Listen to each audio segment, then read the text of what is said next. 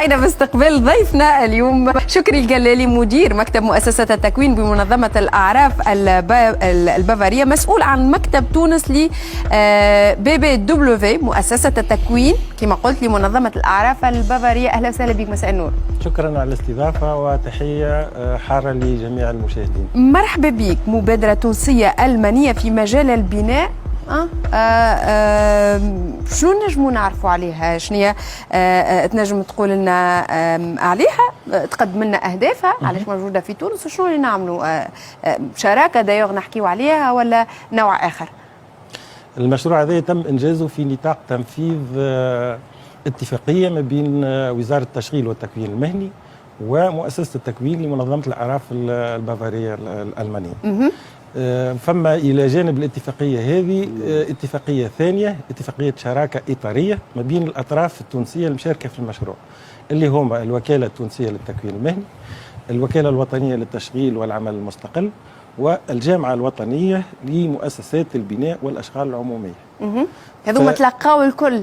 تلقاوا الكل بمناسبة المشروع هذا لإنجاح المشروع هذا، وهي مبادرة طيبة جدا لأنه تم تشريك الأطراف المهنية في المشروع، مش الجانب العمومي فقط بل المهنة كذلك كانت مشاركة ومساهمة في إنجاح هذا المشروع. يقول قايل شنو هي أهم الإنجازات، شنو هي الأهداف، شكون اللي معني بالمسألة هذه؟ التكوين المهني دايوغ حتى نشوف الشعار بالتكوين المهني نضمن مستقبل. ربما نعطيكم فكرة على خلفية المشروع، كيفاش تولدت فكرة المشروع هذا. صاروا دراسات أولية قبل ما نبدأ في تنفيذ المشروع. الدراسات هذوما أثبتوا حاجتين، الحاجة الأولى هي نسبة البطالة العالية عند الشباب، هذا معروف، ولكن في الفئة المعينة اللي ما كملوش التعليم الأساسي عندهم نسبة عالية من البطالة.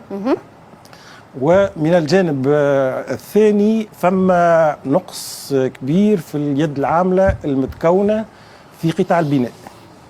فأهداف المشروع كانت من ناحية وأنه نفتحوا آفاق جديدة للشباب اللي ما عندهمش إمكانية لا في التكوين ولا في التشغيل، ومن ناحية ثانية نوفروا يد عاملة مختصة لمؤسسات البناء. هذوما الأهداف الاستراتيجية للمشروع. كان نمشيو للجانب التطبيقي والعملي. اولا اخترنا منهج التأهيل الجزئي. التأهيل الجزئي هذا يدوم 6 شهور فقط، على عكس التكوين الاساسي اللي يدوم فتره اكثر، وحسب احتياجات المؤسسات، والجانب التطبيقي ياخذ فيه مكانه هامه التأهيل الجزئي هذا. اذا الاهداف العمليه للمشروع، اخترنا 6 مراكز تكوين مهني التابعين للوكالة، تعاملنا معهم في نطاق المشروع هذا، واخترنا معاهم 5 اختصاصات في مجال البناء اللي عملنا فيهم عروض للتكوين. صاروا إلى حد الآن 4 دورات تكوينية. الاختصاصات هذوما بعجالة هما البناء، تركيب التكسية، التجهيز الحراري والصحي، نجارة، وتركيب التكسية اللينة الأرضيات والجدران. يقول قائل الاختصاصات هذوما شنو آفاقهم فيما بعد؟ احنا الهدف هو تحسين قابلية التشغيل لدى الشباب.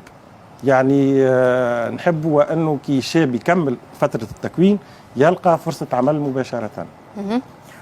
والمسألة تتعدى بسلاسة، ثم تحديات كبرى أمام اللي كنت تحكي فيه سيادتك، ما ثماش صعوبات في تنفيذ هذا المشروع؟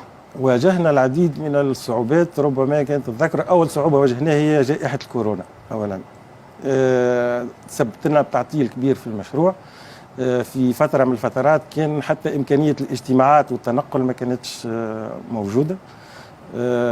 وحتى من بعد في انطلاق الدورات التكوينية ومواصلتها إلى آخره، الكورونا تسببت لنا في الكثير من التعطيلات. ثم جانب في المشروع يتمثل في اقتناء معدات للمراكز التكوين. المعدات هذه تكميلية لأنه هم عندهم تجهيزات، ولكن معدات تتماشى مع برامج التكوين. لقينا صعوبات في اقتناء المعدات زاد نفس الشيء، يعني طولت الحكاية أكثر من اللي كنا نتصوره. وربما التحدي الأخير كبير نوعا ما هو إدماج الشباب في القطاع المنظم.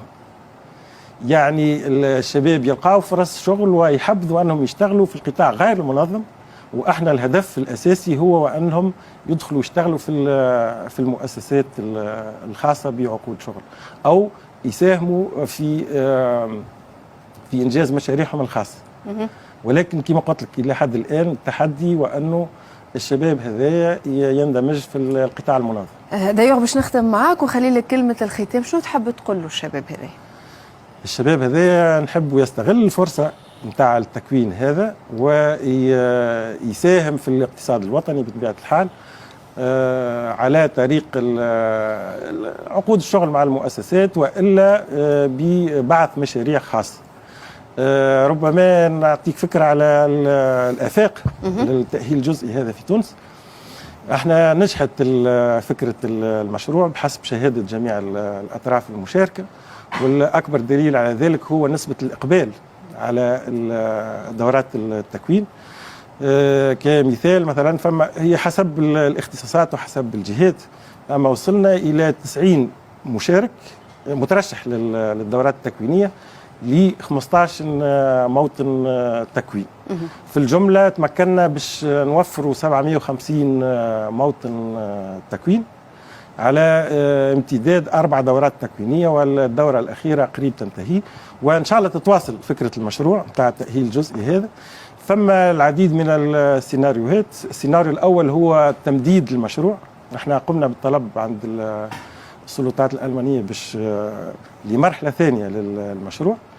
بقطع النظر على هذا فما إمكانية تواصل فكرة التأهيل الجزئي بين الأطراف التونسية المشاركة بدون مشاركة في نطاق التعاون الدولي، لأنه فما آليات تمويل عند وكالة التشغيل تسمح بمثل هذه المشاريع، وتكون اتفاقات شراكة ما بين وكالة التكوين ووكالة التشغيل والجامعات المهنية، سواء مثلا الجامعة المؤسسات البناء أو جامعات مهنية أخرى، إذا كان فما الإرادة وأنه التجربة هذه تتعمم.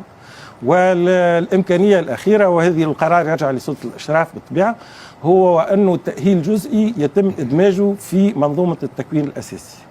أما هذه يلزمها تقييم للتجربة ونشوفوا كيفاش يتعمم.